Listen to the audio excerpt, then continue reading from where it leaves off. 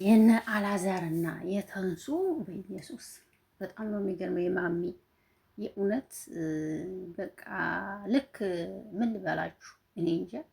አሁን ተንሱ እየደረሳችሁ ነው እንግዲህ እያያችኋት ነው። ነገር ግን በኢየሱስም የሚያደርጉት ነገር ምንም ደስ አይልም። የእውነት ለመናገር አላዛር አነጋገሩ ራሱ ምንም የሚችለው ነገር የለም። አነጋገር አይችል ዝም ብሎ ውዝፍ የሚያደርገው ነገር ሲያስጠላ። ሰላም እንዴት ናችሁ? ደህና ናችሁ? የአይን አለም ነኝ ጠፍቻለሁ። ለዚህ ቤት አዲስ ከሆናችሁ ቤተሰብ ሆኑ። አብራችሁ ላላችሁ አመሰግናለሁ። ሰላም ጤና ፍቅር ከእናንተ ጋር ይሁን እያልኩ በአዲስ በቅ ብያለሁ።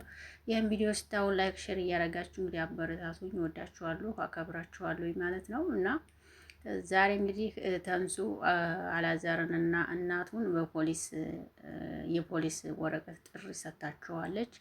እንዴት ማን ነው የሚነካኝ ማን ነው የሚወስደኝ እያለ ነበር። እንግዲህ አላዛር ማንም ሰው የሚነካኝ ሰው የለም ይላል አላዛር። ቢሆንም ግን ይኸው እስከ ዛሬ ድረስ የሚሰሩት ነገር አሁንም አልተቋጨም ማለት ነው።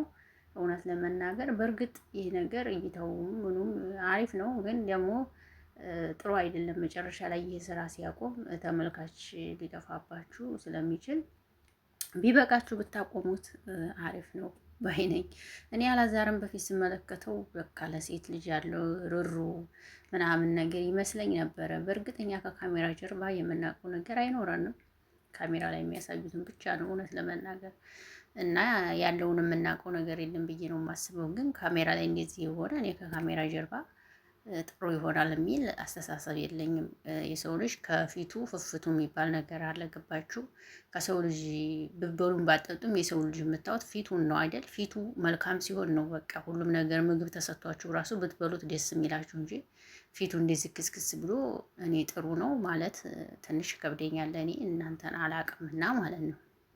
በጣም ኮስታራ ነገር ነው የሚመስለኝ። በተለይ እናቱ ውስጧን የሚያውቅ ሰው የለም፣ ግን በጣም ኮስታራ ነገር ነው የምትመስለኝ ሳያት ራሱና ብቻ ለሁላችን ልቦና ይስጠን። የእውነት ስራ ቢቀርባችሁ ብታቆሙት ብትተውት ይበቃት ብዬ አስባለሁ። ህይወት አንዳንዴ የምሬ ነው። አሁን እናንተኛ አንዳንዴ ያወቅነው የተማርነው ነገር ይኖራል። ምንድን ነው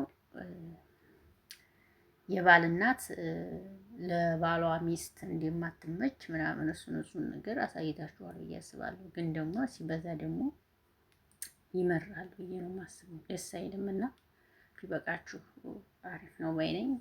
እንግዲህ ውዶች እናንተስ ምን ትላላችሁ?